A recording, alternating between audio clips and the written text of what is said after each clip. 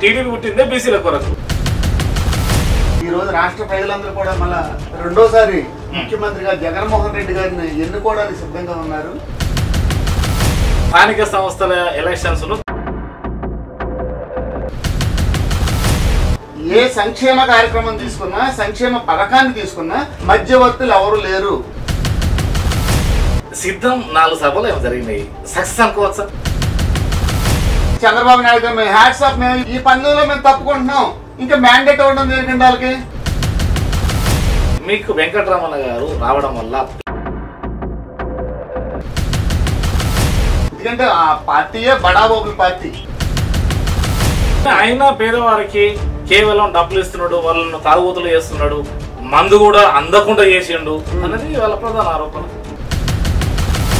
Sir నమస్కారం. నమస్తే అండి. బాగున్నారా? బాగున్నాం సార్.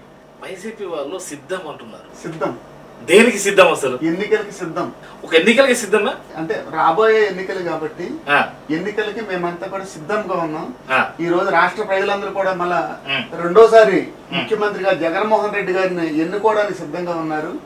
అలాగే మా కైకలూరు నియోజకవర్గంలో చూసుకుంటే మరి ఇప్పటి వరకు ఎమ్మెల్యేగా కొనసాగుతున్నటువంటి దోలవ నాగేశ్వరరావు గారిని మళ్ళా వైసీపీ తరఫున మళ్ళా టికెట్ తెచ్చుకోవడం జరిగింది. మళ్ళీ అదే దోలవ నాగేశ్వరరావు గారిని రెండోసారి మళ్ళా ఎమ్మెల్యేగా ఎన్నుకోవడానికి మేమంతా కూడా ఇక్కడ ఉన్న వైసీపీ క్యాడరే గాని అలాగే ప్రజలే గాని ఎన్నుకోవడానికి రెండోసారి సిద్ధంగా ఉన్నామని తెలియజేయడం సిద్ధం అని చెప్తాం. సిద్ధం 4 సభలు ఏమో జరిగినాయి. సక్సెస్ అనుకోవచ్చా? Grand success, 500% success.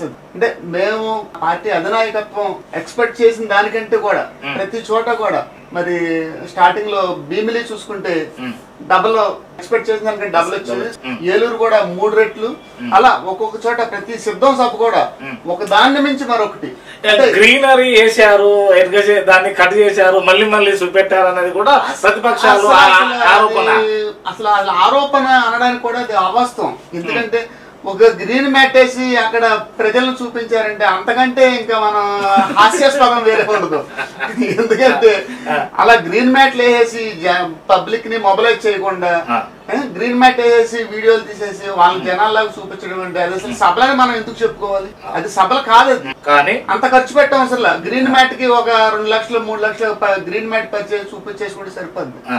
అదేంటంటే కావాలనే 100%. ఒక 2 పత్రికలు, తర్వాత 4 ఛానళ్ళు వాళ్ళు పెట్టే యోగాలం మీటింగ్లకి అంటే వాళ్ళకి జనం రాక ఎలాంటి ప్రయత్నం ఏదో చేసుంటారు వాళ్ళు. యువగలం మీటింగ్ చాలా సక్సెస్, మేమే అధికారంలో రాబోతున్నాము అని పదే చెప్తుంటారు కదా.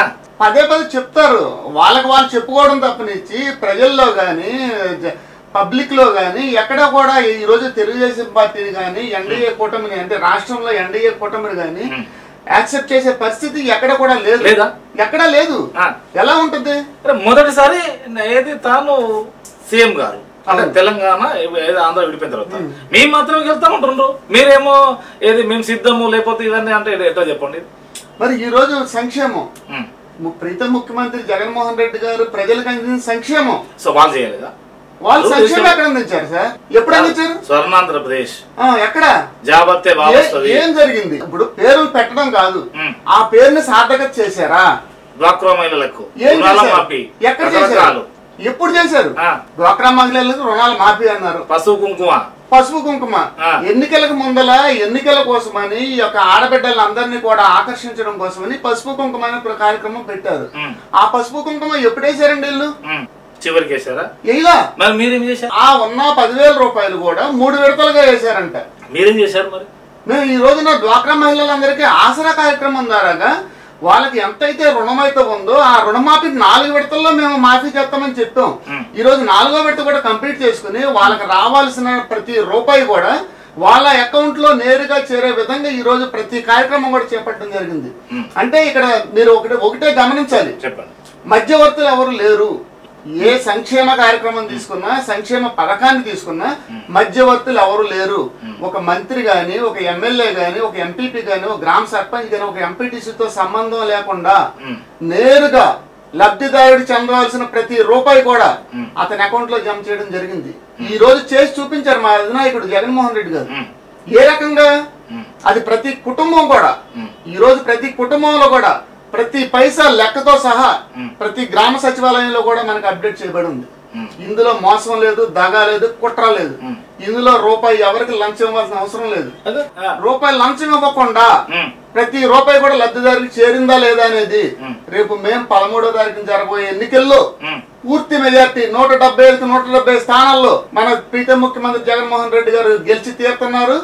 అదే విధంగా 175 ఎమ్మెల్యేలతో ఆయన ప్రమాణ స్వీకారం చేయబోతున్నారు. మీరు ఒక ఎంపీపీ అయినా కానీ రాజకీయం బాగానే మాడుతున్నారు. ఈ రోజు జగన్మోహన్ రెడ్డి గారు వచ్చిన తర్వాత రాజకీయానికి ఒక కొత్త కోణాన్ని సృష్టించారు. కొత్త కోణం సృష్టించారు. ఈ రోజు వాలంటరీ వ్యవస్థ ద్వారా రాష్ట్రం అంతా భ్రష్టు పట్టిపోయిందని చాలా మంది మాట్లాడుతున్నారు. అది వాస్తవం కాదు. ఎలా వాలంటీర్లే మొత్తం ప్రచారం చేస్తాను, వాళ్ళనే ఏదో అంటే ఓట్ల కొరకు దాని కొరకు దీని కొరకు నియమించుకున్నారు అనే కదా నిమ్మగడ్డ రమేష్ గారు ఈ వాలంటీర్ వ్యవస్థ వద్దని పోయింది. అవునండి, వాళ్ళు పోయే వాళ్ళే తవ్వుకున్నారు. ఎందుకు వాళ్ళ గురించి వాళ్ళే తవ్వుకున్నారు? ఎందుకు? ఎందుకంటే చూసే ఉంటారు ఈ రోజు రాష్ట్ర వ్యాప్తంగా ఒక్క నెలలో ఒక వాలంటీర్ తమ్ముడు గాని ఒక వాలంటీర్ చెల్లెమ్మ గాని ఇంటికెళ్లి పెన్షన్ ఇవ్వబోయేసరికి ఈ రోజు పేదవాళ్ళు ఎంత ఇబ్బంది పడ్డారండి. తక్కువని 1వ తారీఖు ఉదయం 6 గంటలకి వాళ్ళు నిద్ర లేవకుండా వాలంటీర్ ఇంటికి వెళ్ళి నిద్ర లేపి తాత నీకు ఈ రోజు ఇగో ఈ 3000 రూపాయలు జగన్మోహన్ రెడ్డి గారు పెన్షన్ కింద పంపించారు, అవ్వా నీకు ఈ 3000 రూపాయలు జగన్మోహన్ రెడ్డి గారు పంపించారని నిద్ర లేపి వాళ్ళ చేతులు పెట్టి వాళ్ళ కళ్ళల్లో చిరునవ్వుని చూసి మరి వెనుతిరగడం జరిగింది. కానీ అలాంటి నా మనవడు వస్తాడు లేదంటే నా బిడ్డ వస్తాడు డబ్బులు వస్తాయని ఎదురు చూస్తుంటే మరి నిమ్మగడ్డ రమేష్ గారు మహానుభావుడు ఎక్కడ ఉన్నాడు నాయన మా యొక్క ఎంపీటీసీ ఎన్నికల్లో గాని జెడ్పీటీసీ ఎన్నికల్లో గాని నానా విధాలుగా మమ్మల్ని ఇబ్బంది పెట్టి మరి మా ఎన్నికలు జరగడానికి లేట్ అవడానికి దానికి మెలికలు పెట్టి చాలా ఇబ్బంది పెట్టి ఆయన అంతటికీ కారణం ఆయన కదండి. ఆ రోజున ఎలక్షన్ కమిషనర్ ఉన్న మహానుభావుడు ఆయన కదా. 1.5 సంవత్సరాల పాటు దీన్ని సాగదీసి లాస్ట్ కి చేతులెట్టి చంద్రబాబు నాయుడు గారు మేము హ్యాట్స్ ఆఫ్ మేము ఈ పనులలో మేము తప్పుకుంటున్నాం. ఇంకా మ్యాండేట్ అవ్వడం దేనికండి వాళ్ళకి? అలా బీఫోన్ అవ్వడం దేనికి? ఒక ఎంపీటీసీ క్యాండిడేట్ గా ఒక జెడ్పీటీసీ క్యాండిడేట్ గా మండలంలో నిలబెట్టారు. క్యాండిడేట్లు పార్టీ పరంగా నిలబెట్టారు, పార్టీ పరంగా నిలబెట్టారు. నిలబెట్టి ప్రతి ఒక్కరికి బీఫామ్ ఇచ్చారు. బీఫామ్ మీద సింబల్ వచ్చింది. పోటీలోకి వస్తే నేను తప్పుకుంటున్నానంటే నా పార్టీ పోటీలో తప్పుకుంటున్నాను పారిపోయాడు. అది పందెం అండి, కోడి పందెం జరుగుద్ది. చచ్చినా బతికినా బరిలోనే జరగలేదని సరే ఆయన పారిపోయాడు ప్రచారం చేయకుండానే. అసలు నేను ఎన్నికల్లో కంటెస్ట్ చేయట్లేదు అన్నారు. మా పార్టీ తరఫున మేము అసలు ఎన్నికల బరి నుంచి తప్పుకుంటున్నాం అన్నాడు. అంటే దానికి అర్థం ఏంటి అంటే ఈ రోజు నువ్వు కూడా చెప్పొచ్చుగా ఈ రోజు సార్వత్రిక ఎన్నికలు జరుగుతున్నాయి, ఇవాళ గెలిస్తే నీకు అధికారం వస్తుంది, చంద్రబాబు నాయుడు గారికో లోకేష్ గారికో అధికారం వస్తుంది. నీ ఎన్నికల కోసం క్రింద స్థాయి గ్రామ స్థాయి నుంచి ప్రతి కార్యకర్త నీ కోసం కష్టపడాలి. వారి కొరకు నీ కోసం కష్టపడిన కార్యకర్త ఒక ఎంపీపీ గానో ఒక ఎంపీటీసీ గానో జెడ్పీటీసీ గానో అధికారంలోకి ఎక్కాలంటే నీకు అవసరంలా. నీ ఒక మాటతో నువ్వు పక్క తప్పుకుంటున్నావు అంటే నీ అధికారం కోసం ఇల్లు కష్టం, వీళ్ళ పదవి కోసం నువ్వు పక్కన తప్పుకుంటావా? ఇక్కడేంటి నాకు అధికారం లేనప్పుడు మీకెందుకు అధికారం? మీకెందుకు అంతే కదా, నేనే అధికారంలో ఉండాలి, నా కుటుంబమే అధికారంలో ఉండాలి. అదే ఆయన అర్థం. దాని అర్థం ఇక్కడ గ్రామ స్థాయిలో ఉన్న కార్యకర్తలు ఏమైపోతారు? బీఫామ్ ఇచ్చావు కదా, నువ్వు బీఫామ్ ఇచ్చావు. బీఫామ్ ఇచ్చావంటే ఈ సైకిల్ సింబల్ మీద పలానా వెంకటేశ్వరరావుని ఎంపీటీసీగా నేను పోటీ చేయించున్నాను. జెడ్పీటీసీ కూడా ఇదే రేజ్ చేశారు. మీరు అన్నదే సార్ అంటే అప్పుడు కేవలము ఉంటే నేను అధికారంలో ఉంటే మీరు పనికేస్తారు, నేనే లేను కదా మీరు ఎందుకని అన్నమాట. ఇది నిజమో ఈ రోజు రాష్ట్ర వ్యాప్తంగా 95% ఎంపీటీసీలుగా గానీ ఎంపీసీలుగా గానీ జెడ్పీసీలు గానీ ఇవాళ మా వైఎస్ఆర్ కాంగ్రెస్ పార్టీకి సంబంధించిన ప్రతి కార్యకర్త కూడా ఏదో ఒక పదవిలో ఈ రోజున పార్టీకి కష్టపడిన ప్రతి ఒక్కరికి కూడా ఏదో ఒక పదవిలో కూర్చునే అవకాశం కల్పించారు జగన్మోహన్ రెడ్డి గారు. అంటే దాని అర్థం ఏంటి? నమ్మకం. ఎలా నమ్మకం? ఒక అధినాయకుడి మీద నమ్మకం. అవును, ఇక్కడ మరి కైకలూరు జెడ్పీటీసీ వేరువైంది కదా, అట్లా ఎట్లా పోయింది కదా? వేరవలేదే. మా కైకలూరు ఎమ్మెల్యే దోల నాగేశ్వరరావు గారి ఆధ్వర్యంలో 4 జెడ్పీటీసీలు 4 ఎంపీపీలు 98% ఎంపీటీసీలు గెలిచాం. ఎక్కడ కూడా తప్పు జరగలేదు. ఎక్కడ జరగలేదు. మరి ఎందుకు బై ఎలక్షన్ అయింది? ఇక్కడ బై ఎలక్షన్ జరగలేదు. సో ఏదేమైనా కానీ అంటే స్థానిక సంస్థల ఎలక్షన్స్ చిన్న చూపు చూసిండు అంటే అది మీకు అనుకూలమైంది. ఇప్పుడు మాకు అది ఏ పార్టీ టీడీపీయా వైసీపీ అని పక్కన పెట్టండి, ఏ పార్టీకి అయినా సరే కార్యకర్త ముఖ్యం. సో అంటే కార్యకర్తని నువ్వు తుంచి పక్కన పడేసినప్పుడు మరి ఈ రోజు ఎలా పనిచేస్తారు? ఈ రోజు ఎలా పనిచేస్తారో వాళ్ళందరూ కూడా ఏ ముఖం పెట్టుకుని పనిచేస్తారు? ఇవాళ మేము ధైర్యంగా నేను వైఎస్ఆర్ కాంగ్రెస్ పార్టీ కార్యకర్తనని రొమ్ము విరుచుకుని ధైర్యంగా ప్రజల ముందరికి వెళ్ళి మాట్లాడగలుగుతున్నాం. వాళ్ళు వచ్చి మాట్లాడమనండి, వాళ్ళు వచ్చి ప్రజల ముందర మాట్లాడమనండి. మాట్లాడలేదా? ఏం చేశారు? జనభూమి కమిటీలు పెట్టారు. జనభూమి కమిటీలు పెట్టి ఏం చేశారు? ఎవరికి అందించారు? వాళ్ళు అర్హత ఉన్న వాళ్ళకి ఎక్కడ అందించారు? వాళ్ళ పార్టీ కేటర్కి అందించారు. అందులో డబ్బులు తీసుకుని ఏంటి 1 లక్ష రూపాయలు ఏదో కార్పొరేషన్ లోన్ వచ్చింది.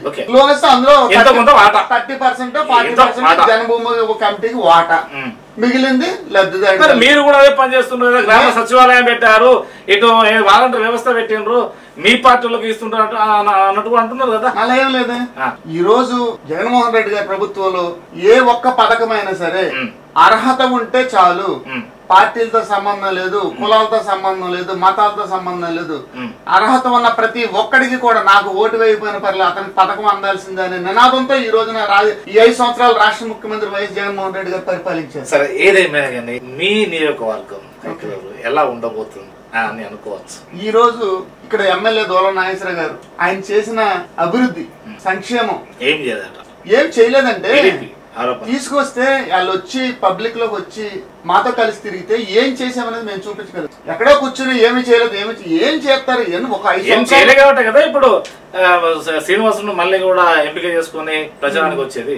అంటే ఒక 5 సంవత్సరాలు కనుమరుగైపోయి 5 సంవత్సరాల పాటు అమెరికాలోను హైదరాబాద్ లోను కాపన వెళ్ళిపోయి ప్రజలకు అందుబాటులో లేకుండా ఒక ప్రతిపక్ష నాయకుడి పాత్ర కూడా పోషించకుండా ఈ రోజు కూటమి అభ్యర్థి కింద ఒక ఎన్నికలకి ఒక 30 రోజుల ముందల నేను అభ్యర్థిని, నన్ను అందరూ కూడా ఆదరించండి అంటే జనాలు పెచ్చోళ్ళ.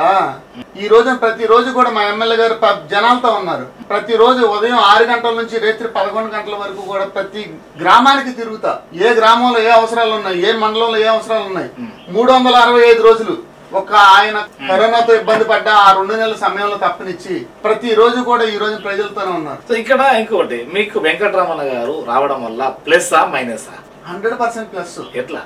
ఒక బీసీ నాయకుడు, ఒక మంచి నాయకుడు, అవినీతి ఆరోపణలు గాని లేదంటే పేద ప్రజల పక్షాన లేని నాయకుడు, పేద ప్రజల పక్షాన్ని నిలబడే నాయకుడు. మరి ఆయన తెలుగుదేశం పార్టీలో ఒక ఎమ్మెల్యేగా పనిచేసి రెండోసారి కూడా ఎమ్మెల్యేగా గెలుస్తాడు అనుకున్న తరుణంలో, రెండోసారి కూడా గెలవడానికి సిద్ధంగా ఉన్న తరుణంలో ఆయన్ని మోసం చేసి ఇప్పుడున్న అభ్యర్థి గారు టికెట్ తెచ్చుకున్నారు. ఎలా మోసం చేశారంటే కూటమిలో భాగం. దీనికి ఏంటంటే ఇదొక పేరు, దొడ్డుదారిని రావడానికి ఇదొక పేరు, కూటమిలో భాగం, కూటమికి కట్టుబడి ఉండాలి. ఈ పేరు వాడుకుని గెలిచే వ్యక్తిని ఆయనకి బీఫామ్ ఇచ్చి నామినేషన్ కూడా విత్డ్రా చేయించి 2014లో విత్డ్రా చేయించి ఆయన క్యాండిడేట్ కింద నిలబడ్డారు. బీసీ నాయకుడికి బీఫామ్ ఇచ్చి మోసం చేసామంటే నాది బీసీ పార్టీ అని చెప్పుకోవడానికి ఎలా అవుద్ది? ఎప్పుడు బీసీ పార్టీ? ఈ రోజు సీట్ల పెంపకం పుట్టిందే బీసీల కొరకు, చెప్పుకోవడానికే బీసీల కొరకు. అంతేనా? ఈ రోజు 53 బీసీ కార్పొరేషన్ 56 బీసీ కార్పొరేషన్ నెలకొల్పారు జగన్మోహన్ రెడ్డి గారు. అంతమంది చైర్మన్లుగా, డైరెక్టర్లుగా ఎంతో మందికి అవకాశం ఇచ్చారు. మరి ఈ రోజు సీట్ల పంపకంలో చూసుకుంటే మరి 50% చేసి చూపించారు జగన్మోహన్ రెడ్డి గారు. నువ్వు బీసీ పార్టీ అని పేరు పెట్టుకుంటావు తప్పనిచ్చి, బీసీ పార్టీని చెప్పుకుంటావు తప్పనిచ్చి ఏ రోజు కూడా నీ పార్టీలో బీసీలకి న్యాయం జరిగింది అనేది చూపించండి లెక్కలు ఉంటాయి కదా. మరి ఎందుకు రాక్షస పాలన అంతా ఉండాలి? ప్రజలంతా మా వైపే ఉన్నారు, అధికారం అంతా మా వైపే ఉన్నారు అంటున్నారు. ఈ రోజు రాష్ట్రంలో చూసుకుంటే ప్రజలందరూ కూడా ప్రతి ఒక్కరు కూడా వైఎస్ఆర్ కాంగ్రెస్ పార్టీని రెండోసారి ఎన్నుకోవడానికి సిద్ధంగా ఉన్నారు. ఎవరి వైపు ఉన్నారు, ఎవరి వైపు లేరు అనేది మే 13వ తారీఖున డిసైడ్ అనమాట. ఆ రోజున తెలుగుదేశం పార్టీకి అది మరి మనం చెప్పకూడదు, చివరి ఎన్నికలు అవుతాయేమో. ఎప్పుడు మొన్నటిదాకా తెలంగాణలో కాంగ్రెస్ కనుమరుగైంది అన్నారు. అయిపోయింది, అక్కడ తెలుగుదేశం కనుమరుగైపోయింది. రాజ్యసభలో ఖాళీ అయిపోయారు. 40 సంవత్సరాలు 44 సంవత్సరాల చరిత్రలో రాజ్యసభలో ఖాళీ అయిపోయింది. అంటే ఒక్కోటి ఖాళీ అయిపోతే వస్తుంది. ఇక లాస్ట్ టైం వెళ్ళిందంటే ఇక్కడ గల కారణం ఏదనుకోవచ్చు, వాళ్ళ నోటి దురుసు అనుకోవచ్చా? చంద్రబాబు గారు కూడా అంత ఏజ్ ఉండి తర్వాత అంత పలుకుబడిన నాయకుడు, అంత ముందు చూపున్న నాయకుడు అయినా కానీ ఎక్కడో ఒక చోట ఏమన్నా పదజాలము రకరకాల వాడడం వలన ఇవన్నీ కూడా అండి. ఒకటో నిమ్మగడ్డ వల్ల ప్రమాదం ఏర్పడింది. నిమ్మగడ్డ వల్ల వాళ్ళకి పెద్ద గడ్డ పడింది నెత్తి మీద. ఎంత పెద్ద గడ్డ పడిందా? అతిగా ఆలోచించి పెద్ద గోతులో పడ్డారు. నిన్న కాక మొన్న మరి వాలంటరీ వ్యవస్థ మీద నానా రకాల కామెంట్లు చేసి ముసలి వాళ్ళకి పెన్షన్ ఇవ్వకుండా చేసాడు. అదేమైందంటే టిప్పర్ డ్రైవర్ ఒకటి అన్నాడు, టిప్పర్ డ్రైవర్లు ఒకటి అన్నాడు. ఆ టిప్పర్ డ్రైవర్లు కూడా నేను వాహన మిత్ర ఇస్తానని మళ్ళీ సీఎం గా జగన్మోహన్ రెడ్డి గారు అనౌన్స్ చేశారు. ఒక టిప్పర్ డ్రైవర్ ఎమ్మెల్యేగా పోటీ చేయకూడదండి. టిప్పర్ డ్రైవర్ మనిషి కాదు. అంటే ఆయన ఉద్దేశంలో అట్లా కాదు సార్, ఎవరు మీకు గతి లేక ఒక ట్రిప్పర్ డ్రైవర్ పట్టుకొచ్చుకున్నాం అనేది ఏది చంద్రబాబు గారి ఉద్దేశం. ఇవాళ కానీ మీకు అనుకూలంగా తిప్పుతారని ఆయన అనుకోలేకపోవచ్చు. అనుకోవచ్చు అండి. చంద్రబాబు నాయుడు గారు ఏంటంటే ఆయన దృష్టిలో చిన్న చిన్న కార్యకర్తలు గాని వెనకాల సొమ్ము తక్కువ ఉన్న నాయకులు గాని వాళ్ళని మనుషులుగా చూడలేరు ఆయన. ఎందుకంటే ఆ పార్టీయే బడాబాబుల పార్టీ. దానికి ఎక్కువ ఎన్ఆర్ఐస్ కావాలి, లేదంటే పెద్ద పెద్ద ఇండస్ట్రీలు ఉన్న వాళ్ళు కావాలి. పేదలకు పెత్తందారులకు ఏదో అంటారు, పేదలకి పెత్తందారులకు యుద్ధం. ఇది 100% పేదలకి పెత్తందారులకు యుద్ధమే. ఈ రోజు మరి రాష్ట్రంలో చూసుకుంటే 12% ఉన్న పేదరికాన్ని 6% తగ్గించిన కనుక దేశంలో ఏకైక ముఖ్యమంత్రి ప్రీతం ముఖ్యమంత్రి జగన్మోహన్ రెడ్డి గారు. 12% ఉన్న పేదరికాన్ని 6% తగ్గించగలిగారు. దీన్ని కూడా రాష్ట్ర ఖజానాన్ని పప్పు బెల్లం కింద పంచడం అన్నాడు చంద్రబాబు నాయుడు గారు. అంటే అప్పు తీసుకొచ్చి పెడుతుండో వాళ్ళకి పంచుతాడు, అదేదో మీ మంచం అంటున్నారు. పేదల డబ్బు, పేదల నుంచి పన్నుల రూపంలో వసూలు చేసిన డబ్బు మళ్ళీ వాళ్ళకి పంచడం తప్పేంటి? ఇది తప్ప? అంటే పేదల డబ్బులు వసూలు చేసుకుని పేదల దగ్గర నుంచి వసూలు చేసిన సొమ్మును మొత్తం కూడా అంటే పెద్దవాళ్ళకి పెత్తందారులకి పంచడం మంచిదా? సో మా ఏయంలో గవర్నమెంట్ విద్య బాగుంది, గవర్నమెంట్ వైద్యం బాగున్నది. అసలు గవర్నమెంట్ విద్య, గవర్నమెంట్ స్కూల్స్ అనే విషయాన్ని మాట్లాడడానికి కూడా చంద్రబాబు నాయుడు గారు కానీ తెలుగుదేశం పార్టీ కానీ అర్హత లేదు. అర్హత లేదు అంతే.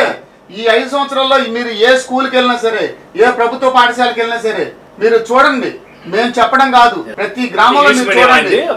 అసలు నాడు నేడు కింద ఆ స్కూల్స్ ఈ రోజున కార్పొరేట్ పాఠశాలకు ధీటుగా, కార్పొరేట్ పాఠశాలలు కూడా ఆ రకంగా తీర్చిదిద్దులా.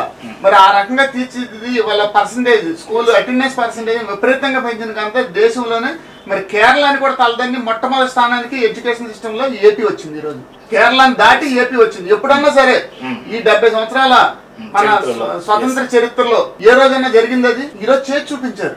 అయినా పేదవారికి కేవలం డబ్బులు ఇస్తున్నాడు, వాళ్ళను తాగుబోతులు చేస్తున్నాడు, మందు కూడా అందకుండా చేసిండు అనేది వాళ్ళ ప్రధాన ఆరోపణ.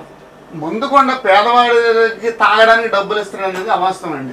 ఎందుకంటే ఈ రోజున ఏ సంక్షేమ పథకం తీసుకున్నా ప్రతి పథకం కూడా మరి అక్క చెల్లెమ్మల అకౌంట్లకి, నవరత్నాలు మొత్తం కూడా ఆడపిల్లల అకౌంట్ లో జమ చేయడం జరుగుతుంది.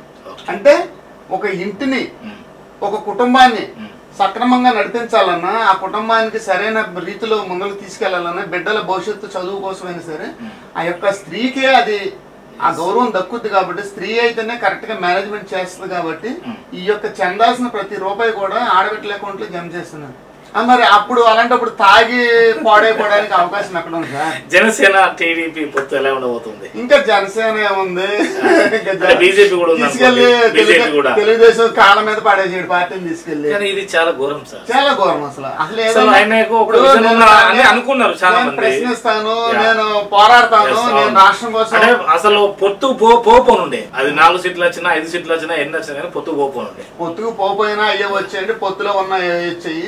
దీనివల్ల చంద్రబాబు నాయుడు గారిని ఏదో సీఎం గా చేయడం కోసం ఈయన పాపులాడడం తప్పని. ఆయన సీఎం అయ్యే అవకాశం లేదు. ఆయన సీఎం అనలేదండి. ఆయన సీఎం అన్నా బాగుండేది. నేను జగన్ రెడ్డిని దింపుతా, జగన్మోహన్ రెడ్డిని దింపుతా.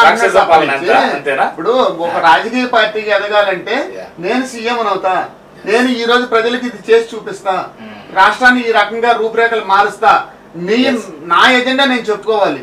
మిమ్మల్ని సీఎం చేయడం కోసం ఆయన్ని సీఎం గా దించుతానని చెప్పడం వల్ల నాకు రాజకీయ పార్టీ జరిగింది. సార్ ఇప్పుడు వైసీపీ కేవలం అప్పుడుగా వచ్చి డబ్బులు పంచిపెడుతుంది, మేమంతా సంపద సృష్టిస్తాము అంటున్నారు, మీరేమంటారు?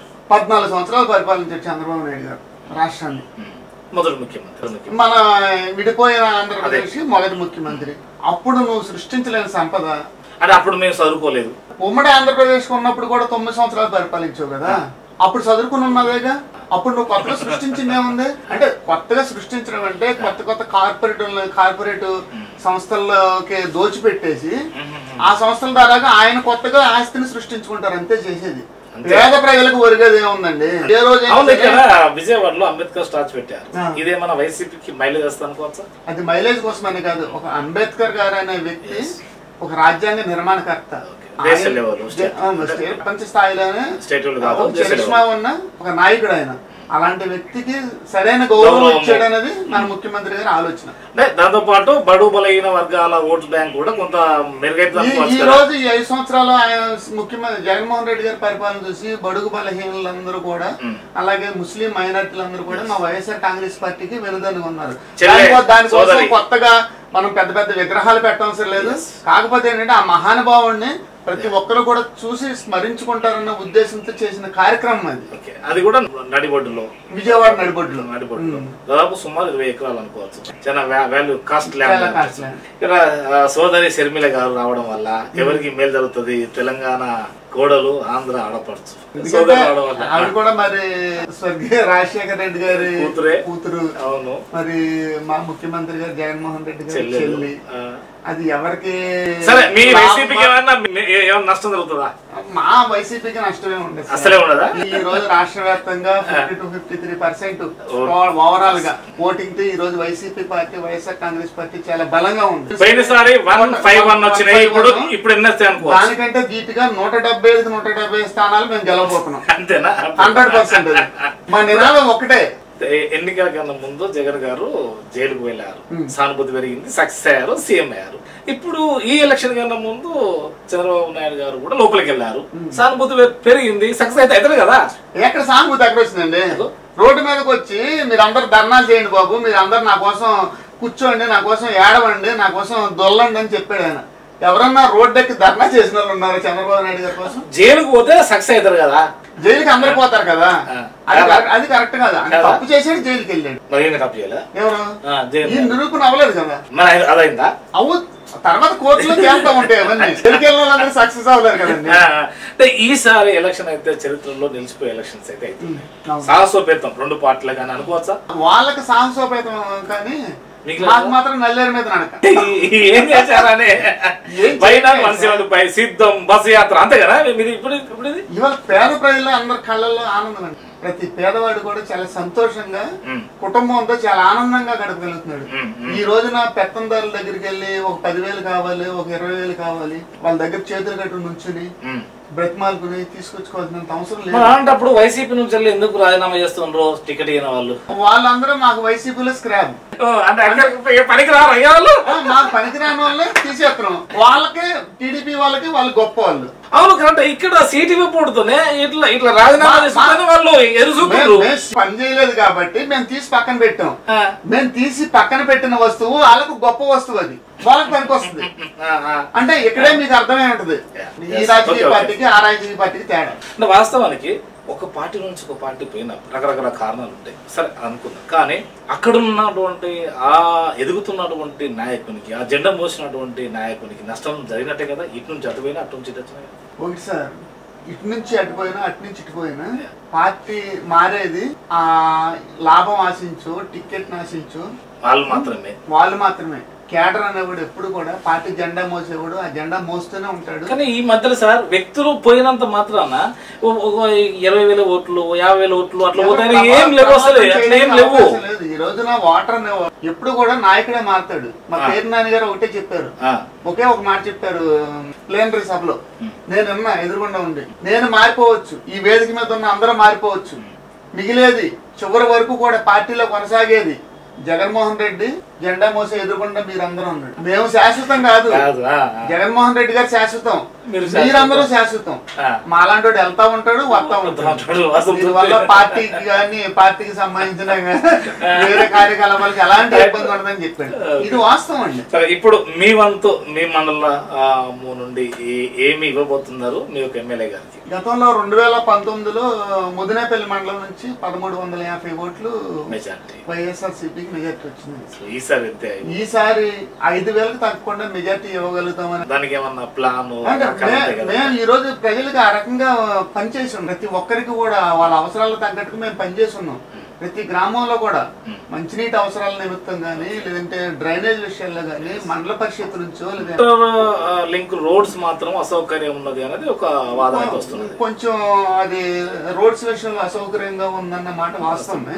ఇంకోటి స్థానిక సంస్థల లీడర్లు కూడా నారాజుగా ఉన్నారు, అసంతృప్తి అని అన్నట్టు కూడా ఇంకోది కూడా అంటే స్థానిక సంస్థల లీడర్లు అసంతృప్తిగా ఉన్నారనే దానికి కారణం ఏంటంటే దాన్ని తెలుగుదేశం పార్టీ నాయకులు సృష్టించిన కొత్త వాదనే. మా పార్టీకి సంబంధించి ఎవరైనా అసంతృప్తిగా మాట్లాడారా? స్థానిక సంస్థల ఛాంబర్ సంబంధించి రాజేంద్ర ప్రసాద్ గారిని ఆయన స్టేట్ టీడీపీ నుంచి లీడర్ గా ఉన్నారు. ఆయన పలుమార్లు వేరే వేరే మీటింగ్లు పెట్టి ఆ మీటింగ్ లో దీన్ని లేవనెత్తడం తప్పనిచ్చి ఎవరు కూడా అసంతృప్తిగా ఎవరు లేరు. ఈ రోజు వాలంటరీ వ్యవస్థ ఉంది, సచివాలయ వ్యవస్థ ఉంది. వాళ్ళు ఉన్నాక మీకు పని తక్కువైంది కదా? పని తక్కువైంది. మేము పని తక్కువైందంటే తక్కువ కాదు అసలు వల్ల గ్రామంలో ఉన్న ప్రతి పౌరుడికి కూడా అతనికి కావాల్సిన లేదా అతనికి ఏ సర్టిఫికేట్ కావాలన్నా ఏ పథకం కావాలన్నా ఆ గ్రామంలోనే పని జరుగుతుంది. అంతేగాని మీరు అన్నటువంటి గతంలో జన్మభూమి కమిటీలో ఎవరి దగ్గరికి వెళ్ళవసరం లేదు, ఎవరి దగ్గర కూడా మోకాళ్ళు నిలబడ అవసరం లేదు, ఎవరిని బతిమాలకు అవసరం లేదు, ఒకళ్ళు రికమెండేషన్ అవసరం లేదు, ఏది అవసరం. పని భారం కూడా తగ్గింది. పని భారం తగ్గడం కంటే ప్రతి లబ్ధిదారుడికి కూడా వివక్ష లేకుండా పథకాన్ని అందజేసే ప్రభుత్వాన్ని నెలకొల్పారు. సిద్ధం ఇప్పుడు సిద్ధం. వై నాట్ 175 ఏంది మీ ధీమ ఏంది? అసలు ఎలా గెలుస్తారనుకుంటున్నారు? ఈ రోజు రాష్ట్రంలో అందించిన సంక్షేమ కార్యక్రమాలు గానీ సంక్షేమ ఫలాలు గానీ ప్రతి ఒక్కరికి కూడా ఎక్కడా కూడా ఒక్క రూపాయి కూడా లంచం లేకుండా ప్రతి కుటుంబానికి అందించేమన్న ధీమా, మొట్టమొదటి ధీమా. మేము అందించిన పథకాలే గాని నా పరిపాలనే గాని మీకు నచ్చితేనే ఓటేయండి అని దమ్మున్న నాయకుడు ఒకే ఒక నాయకుడు ఈ దేశంలో వైఎస్ జగన్మోహన్ రెడ్డి గారు. ఈ దేశంలో ఉన్న ఏ నాయకుడైనా సరే చూడండి, నా పరిపాలన నచ్చితే మీ కుటుంబానికి మేలు జరిగిందంటే నాకు ఓటేయండి, లేదంటే నాకు ఓటేయద్దని ధైర్యంగా చెప్పిన మగాడు ప్రీతం ముఖ్యమంత్రి వైఎస్ జగన్మోహన్ రెడ్డి. అదే మాటని తెలుగుదేశం నాయకుడు చంద్రబాబు నాయుడు గారు మాట్లాడమనండి. నేను 14 సంవత్సరాలు పరిపాలించా, నా పరిపాలన ఆ రోజున మీకు నచ్చితేనే ఇప్పుడు ఓటేయమని మాట్లాడమనండి. ఇదే మీ సిద్ధం, ఇదే మా సిద్ధం. చూద్దాం రేపు రాబో కాలంలో సార్ అన్నట్టుగా ఏం జరుగుతుందో. నిర్ణయాలు తీసుకునే అటువంటి శక్తి మాత్రం అది ఓటర్స్కే ఉన్నది. నమస్కారం. నమస్తే.